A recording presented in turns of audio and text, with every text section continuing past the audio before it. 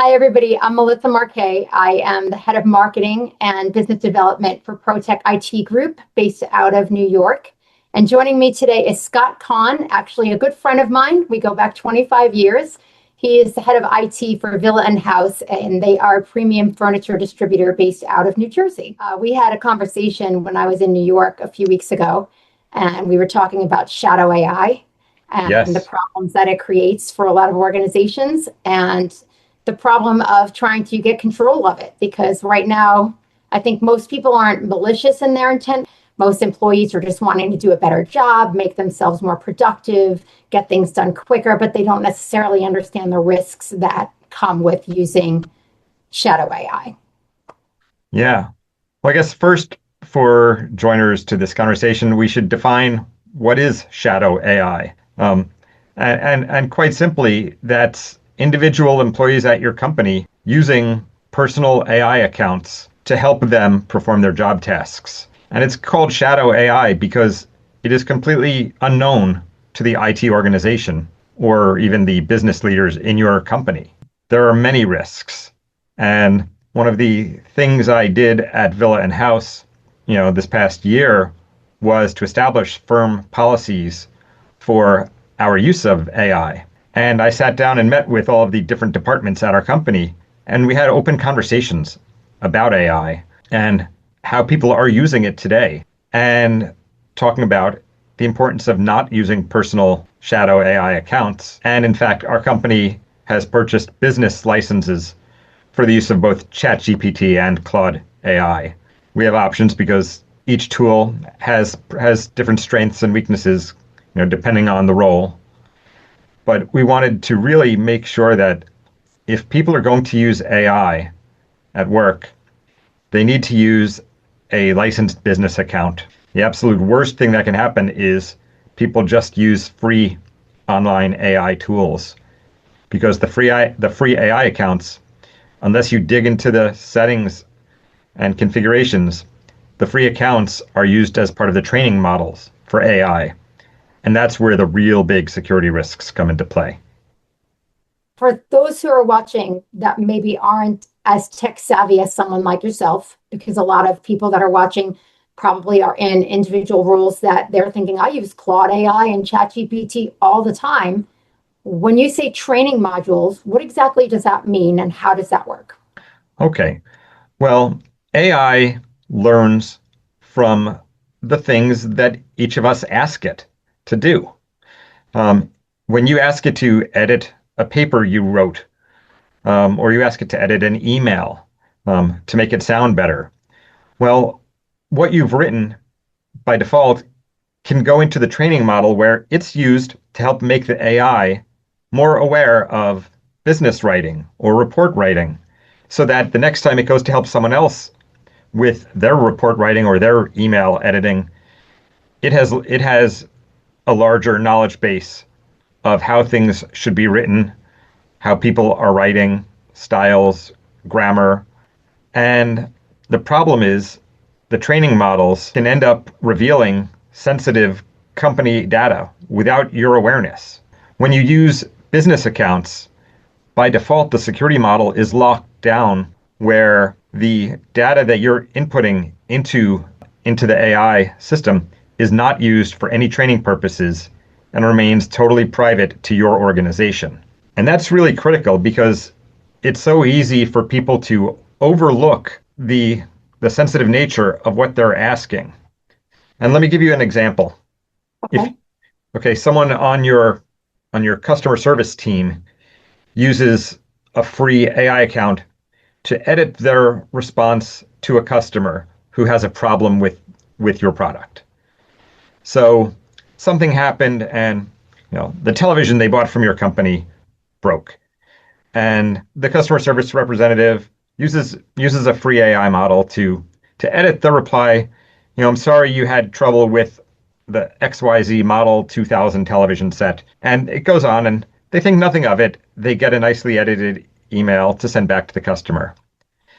Now, meanwhile, the next person comes along and is asking the AI model for recommendations on new televisions for their house. And and the next thing you know, the AI model is telling them, well, we've heard reports of problems with the XYZ Model 2000 television, and all of a sudden you're tanking, company sales, and you have no idea that you did this. Wow, I didn't know that that's how it worked. So now imagine a manager who loads a spreadsheet with company confidential sales data into the AI model to help you with some business analysis. Well, the next person in your industry who's doing research on, how well do the 60-inch televisions sell? Well, suddenly AI has learned a lot from the sales data from your company in influencing the advice that it gives your competitor. And Wow. suddenly it's telling them, well, from what we've seen, from what I'm seeing, that's not a popular size, and you should really stick with the 42-inch or jump up to the 70-inch now. It's very easy to be unaware of what you're telling AI. And that's the whole problem with shadow AI. People are thinking they're using AI to help them be better performers, and they are completely unaware that they are sharing sensitive company information. And so when you get a paid account from any of the big companies, the training model is turned off. So basically, you get what you pay for. And if you're not paying for it, well, there's a brokerage happening. There's an exchange of service. You're getting to use the platform for free, and it is getting to train on your data. It's a barter your data for their system, Sure. Just so to like speak. social media. When Right. people are outraged that social media is using their image and their posts, and you look at the fine print, well, you agreed to the terms of service. You agreed that you get to use the social media platform for free, and in exchange, your data is not private. The same kind of thing. So you take something, for example, someone maybe working in a doctor's office, if we want to take it even a step further, when now we're talking about HIPAA compliance and things of that nature, and maybe they want to summarize a note to put into a patient record, and they think, oh, I'll just throw this in ChatGPT and reword it. Now you've got a really big problem because now you've leaked patient data as well. So I would imagine that that would fall under the same type of Oh, situation with shadow AI, right? yeah, and in that case, you're opening yourself up to some real legal exposure there if you violate, HIPAA privacy laws, by providing your data to a publicly available free AI model. Fortunately, the medical community has some industry-specific AI tools that they're using. In fact, doctors are using AI tools regularly now for all of their note transcription, um, things of that nature. Um, and that, of course, has its own set of risks that are not so much about the privacy, because that's covered and these are paid licensed accounts. But then you get into other more advanced issues with AI, such as the halo effect, where the AI model trains itself on the data it accumulates and formulates incorrect opinions on content. Right. And then it And puts that output. Now yes, you're getting false output. yeah, but that's a whole other area of concern with AI. And Right, right, so, right. of course, part of having a properly managed AI policy is helping everyone in the company understand all of these different issues and concerns. Like the example of, the television, and how your competitor learns from the sales report you've uploaded. These are Mhm. things that everyone in your company can grasp and learn very readily. And it makes them stop and think twice the next time they go to utilize AI. And for us as IT managers, the best we can do is make sure all of our employees are educated and make sure that we're willing to provide access to licensed versions of these tools. Because if we don't pay for it, there's no guarantee that they will, but they're going to use it. That's exactly right. They're going to use it one way or another. And it's interesting because I was having a conversation the other day and this gentleman asked me, he said, well, what about, you can give these licensed tools to people for AI, but maybe they still have a preference where, okay, maybe your organization uses Copilot, but they just personally like Claude. And so how do you make sure that they're not going on Claude and that they're using the licensed version? And, like that's where like solutions like Palo Alto come into play, where they have, systems in place that they can help you identify shadow AI that you might not know that people are even using, because doing this based on trusting people 100% still leaves you open to vulnerabilities, because again, the best intentioned people still make mistakes all the time. Right. And so fortunately for that, the right IT management can provide safeguards.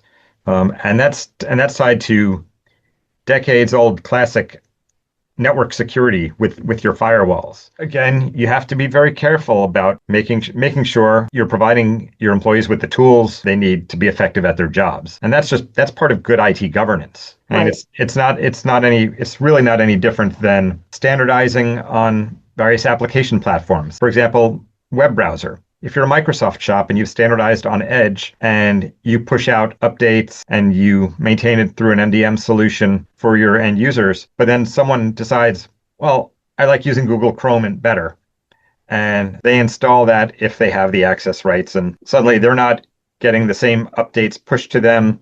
They're not seeing the same set of company defined bookmarks in their browser. A company does have to have appropriately enforced standards for the tools they use. In our case, I mentioned, we use both ChatGPT and Claude. For most end users who are doing the basic asks of an AI agent, ChatGPT works great for them. But our developers, for example, find that Claude generates better code for their purposes. Mhm. And so they prefer to work in Claude. So we make sure that we provide, the right tool To the for the right end people. user. And even things like, I know Palo, again, in particular, like if a end user downloads something from the marketplace that is unprovisioned, it will alert them and their user dashboard to say like, hey, this person downloaded this tool that's not allowed within this organization, and then you can go ahead and remove it, right? But if you don't have a dashboard, or if you don't have a place to see what people are doing, then that can be very hard to mitigate. And maybe their internal IT team is small and they don't really have the bandwidth to monitor 800 different things. Well, so in a larger company, you may have policies that prevent any employee from downloading anything to their computer. Everything has to get funneled through IT. I think Good the point. real challenges are at the smaller end of the scale, in the SMB, organization, small and mid-sized business, where in that case you do have a much leaner IT team, and so you grant your employees greater leeway with administrative rights over their devices, the ability to install applications. As the company gets larger, you have to put more hard-lined, you know, guardrails in place. For sure. So when you have conversations with end users like this, I'm curious, in your experience, do most of the people that you're having these conversations with, are they aware of how AI and shadow AI works? Or is it like a light bulb moment for them? Like, wow, I didn't realize that. For most of them, it's a light bulb moment. They just thought it's helping them write a better letter. Regardless of the size of your organization, make sure that you are using licensed versions of AI solutions at all times, and make sure that they are set up with the right levels of access dependent on user role. But with the basic business license account, there's no real IT oversight of what the individual users are doing. It's just they're playing in a secure sandbox.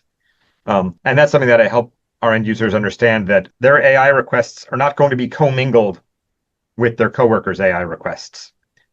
They still have their own individual sign-in, and the only AI queries that have been made are the ones that they've made. So it's still getting the same data. It's still pulling, as far as the output, it's still pulling all of that from previously trained models of AI. It's just not taking what you input and using that to train the system for output to other people. Is that accurate? Yes, like the AI systems are growing, you know, exponentially, every week in terms of just the amount of knowledge they have consumed in order to generate, higher quality output. In your opinion, what would you say about the accuracy of what's being put out by AI? Because to your point, people can input whatever they want on these free models. That doesn't necessarily equal facts. So people can put wrong information into AI all the time on these free versions. So obviously, when it comes to output, you have to be very careful about that as well then. Yes. I mean, would you let someone else do your homework for you without you looking it over? Um, you Right. know, people who just blindly filter something through an AI chatbot and send it off, they're asking for trouble. AI does not always get things right. The more analytical the ask, I find, the more quality the result. But Mhm. especially on things like writing, there are so many nuances to the English language, for example, that you may not appreciate the way AI edited your email to that customer. And you may need to go through a couple of revisions with it, asking it to change certain aspects of the tone of what it wrote. Mhm. Sometimes you might see a result where you're like, what did it mean? I don't even understand what it meant there. This does happen. Um, Yeah. but overall, I mean, the benefits of what AI brings to the table are just tremendous. But you can't just use it blindly. And if you think it's going to just do everything for you automatically without your supervision, that's, the scary thing is we are getting to that point with autonomous AI agents acting on your behalf, and doing work and appearing to represent you, but it's not foolproof yet. Right. It's not going to be probably for quite a long time, Let's if hope. ever. Nothing's ever foolproof, right? Everything's Yeah, always evolving and changing, and we don't even know what's going to come out yet. Like 20 yeah, years ago, if you would have said this AI tool is going to be available, we'd have been like, yeah, okay, right. So in 20 years, we don't know what it's going to look like from today either, yeah. but responsible AI is definitely something that I think organizations really need to take more seriously, because even people in leadership roles don't understand how AI truly works, to where, like the way that you just explained it to me. They don't understand even the difference between a licensed version versus a free version a lot of the time in the leadership roles. So from the top down, that education is critical. Yeah, the other thing that's crazy is you see a lot of companies that are mandating these full-on moves to AI, thinking that it will improve efficiency and enable them to lessen their headcount by having fewer people performing tasks. And they just think AI can make everything better. And they think it's ready to make everything better now. And it's not. It needs a lot of guidance. I mean, that's why you hear all about training the AI model. You don't just get exactly what you want as the output from your very first question. You have to spend time teaching the AI model to deliver the results you're looking for. That's very true. I've had to change things, like change the tone of this, or give this more of a legal undertone, or make this less salesy, or like anytime that I've used AI, because everybody's using it, right? But the prompting of AI is going to give you the results you want. A lot of people don't know how to prompt it. They just ask it a general question, it spits out an answer, and they copy and paste it, and boom, they send it off. And that's dangerous. It is. Very dangerous. But again, to your point earlier, though, what you're putting in, if you're just using a public free version, that can open you up to lawsuits, that can kill your sale. I mean, your patents, your trademarks, any of your information. I mean, I don't think people realize how much information they're putting into that. But even just simple things that maybe they paste in there and say, hey, even help me understand this better, like a company internal document. They might put that onto to Chat GPT or Claude and say, put this in simple language, not realizing now that that company document is out there for the public to have access to it. True. And we haven't even, you know, really talked about the challenges for developers. Um, Talk about that a little.